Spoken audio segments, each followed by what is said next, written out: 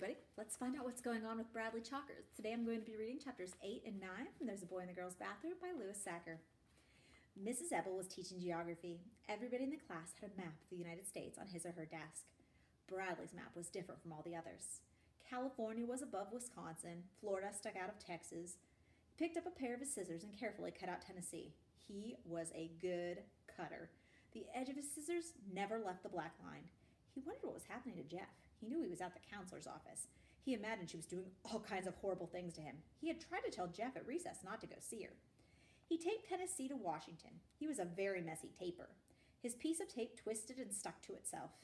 He looked up as Jeff entered the room and watched him hang the hall pass on the hook behind Mrs. Ebel's desk. Then he looked away as Jeff headed for the seat next to him. When the bell rang for lunch, he shoved his map into his desk and pulled out his paper sack. Because of the rain, everyone had to eat inside, in the auditorium. He and Jeff walked there together. Well, sort of. He's walking next to me, Bradley thought, but I'm not walking next to him. The auditorium was hot, steamy, and noisy. Long tables with benches had been set up across the room. "Where do you want to sit?" asked Jeff. Bradley ignored him. He stood on his tiptoes and looked around the room as if he was trying to locate his real friends. Jeff walked away and sat at one of the tables. Bradley walked behind where Jeff was sitting. I think I'll sit here," he said aloud, as if he didn't know Jeff was there. He stepped over the bench and sat down next to him. "Hi," said Jeff. Bradley faced him for the first time. "Oh, it's you," he said. They ate their lunches. "What are you eating?" asked Jeff. "Peanut butter sandwich," said Bradley. As he spoke, bits of peanut butter and bread flew from his mouth. "What about you?" "Tuna fish," said Jeff. Bradley swallowed his food and said, "I hate tuna fish." "My mother makes it good," said Jeff. "She chops apples in it." "I hate apples," said Bradley. He sucked the last drop of milk through his straw, then continued to suck, making a gurgling noise. Sitting 2 tables away from Jeff and Bradley were 3 girls, Melinda Birch, Lori Weston, and Colleen Varigold. They were talking and laughing about something funny that had happened to Colleen that morning. Colleen, who had red hair and a freckled face, covered her mouth with her hand. "There he is," she whispered. "It's him." "Where?" asked Lori. "Don't look at him," said Colleen. "He's right there, sitting next to Bradley Chalkers." "Bradley Chalkers," said Lori. "I think I'm going to throw up." "Don't look," whispered Colleen. Bradley stopped sucking on a straw. "What'd the counselor do to you?" he asked. Jeff shrugged. "Nothing." "Did she yell a lot? Was she mean and ugly?"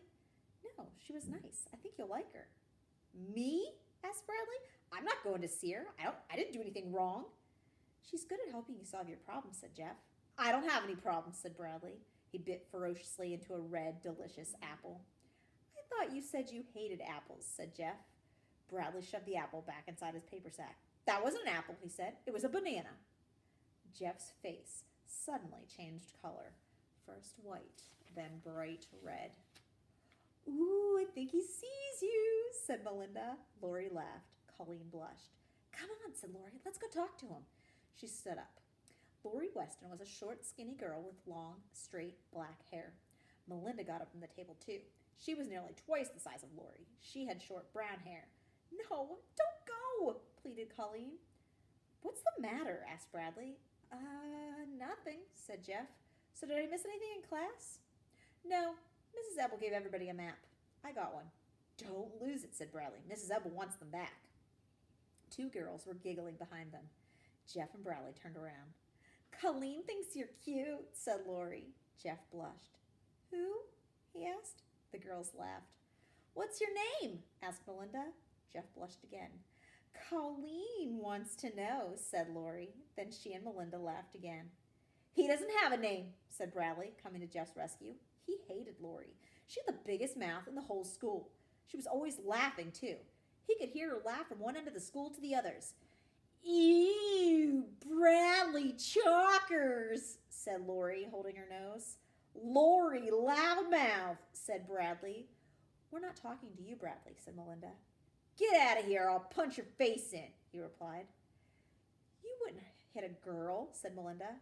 "That's what you think." He shook his fist. Melinda and Lori backed away. "We only wanted to know his name," said Melinda. "And what he was doing in the girls' bathroom," screeched Lori. The 2 girls laughed and ran back to Colleen. Bradley slowly turned and looked at Jeff, amazed. Jeff sat with his head on the table and his arms over his head. "You went into the girls' bathroom?" Bradley asked. "So what?" Jeff said from under his elbow. "Carla says." "Me too," declared Bradley. "I go all the time. I like to make 'em scream." He smiled at Jeff. Chapter 9. "Bradley Chalkers, what are you doing out of class?" It was a teacher. Bradley didn't know her, but it seemed as though every teacher in the school knew him. "I got a hall pass," he told her. "Let me see it." He showed it to her. "Mrs. Ebel gave it to me. Go ask her if you don't believe me." "Where are you going?" "Library," he said, "to get a book." "Okay, but make sure you go straight to the library. No detours, Bradley." He had lied. He wasn't even allowed to check books out of the library. The door to the counselor's office was open, so he walked right in. "I'm here," he announced. "What do you want?" Carla smiled warmly at him. "Hello, Bradley," she said. "I'm Carla Davis. It's a pleasure to see you today." She held out her hand. "I've been looking forward to meeting you." He was amazed by how young and pretty she was. He had been expecting an ugly old hag. She had sky blue eyes and soft blonde hair. She wore a white shirt covered with different colored squiggly lines, like some kid had scribbled on it. But as he stared at the shirt, he realized it was made to look that way on purpose. "Aren't you going to shake my hand?" she asked. "No, you're too ugly." He walked past her and sat down at the round table. She sat across from him. "I appreciate your coming to see me," she said. "I had to come. Mrs. Ebel made me." "For whatever reason, I'm glad you came." "I meant to go to the library," he explained. "I came here by accident." "Oh, I don't believe in accidents," said Carla. "You don't believe in accidents?" That was the craziest thing he'd ever heard. She shook her head. "What about when you spill your milk?" "Do you like milk?" asked Carla. "No, I hate it." "So maybe you spill it on purpose," she said. "You just think it's an accident." She smiled. He stared angrily down at the table. He felt like he'd been tricked. "I don't drink milk," he said. "I drink coffee." He glanced around the room. It was full of all kinds of interesting-looking objects. "This place is a mess," he said. "I know," Carla admitted. "I like messy rooms. Clean rooms are boring and depressing. They remind me of hospitals." "Don't you get in trouble?" "Why should I?" He didn't know the answer to that, but he knew that if it were his room and it was this messy, he'd get in trouble. "I didn't do anything wrong," he declared. "Nobody said you did." "Well, then how come I have to come here?" "I was hoping you'd like it here," said Carla. "I was hoping we could be friends. Do you think we can?" "No." "Why not?" "Because I don't like you." "I like you," said Carla. "I can like you, can't I? You don't have to like me." He squirmed in his seat. "I was also hoping you'd be able to teach me things," said Carla. "You're the teacher, not me." "So, that doesn't matter. A teacher can often learn a lot more from a student than a student can learn from a teacher." "Yeah, I've taught Mrs. Ebel a lot," Bradley agreed. "Today I taught her geography." "What do you want to teach me?" Carla asked. "What do you want to know?" "You tell me," said Carla. "What's the most important thing you can teach me?" Bradley tried to think of something he knew.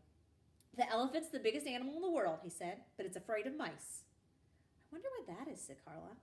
"Because," said Bradley, "if a mouse ran up the elephant's trunk, it would get stuck, and then the elephant would be able to breathe, and so it would die. That's how most elephants die."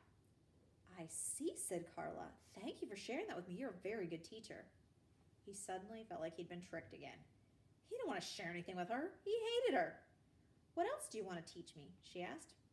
"Nothing," he said coldly. "You're not supposed to talk in school." "Why not?" "It's a rule, like no sticking gum in the water fountains." "Well, in this room there are no rules," said Carla. "In here everyone thinks for himself. No one tells you what to do." Allow me to move my little friend. Sorry, now I've lost my place.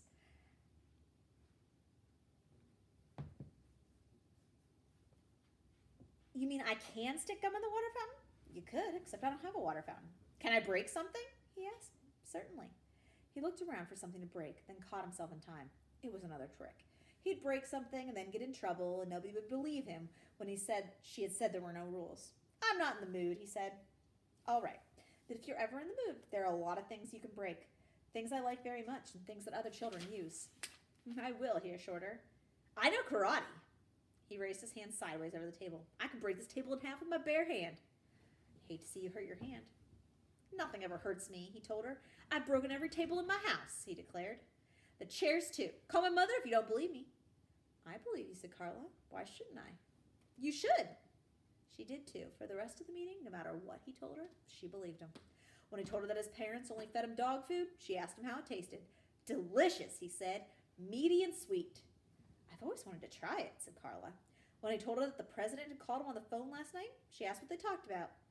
Hats, he answered right away. Hats? What did you say about hats? I asked him why he didn't wear a hat like Abraham Lincoln. And what did he say? Bradley thought a moment. I can't tell you. It's top secret. Near the end of the session, Carla gave him a piece of construction paper and asked him if he wanted to draw a picture. He chose a black crayon from the big box of crayons and stayed with it the whole time. He scribbled wildly all over the paper. Carla looked over at it. That's very nice, she said. It's a picture of nighttime, he told her.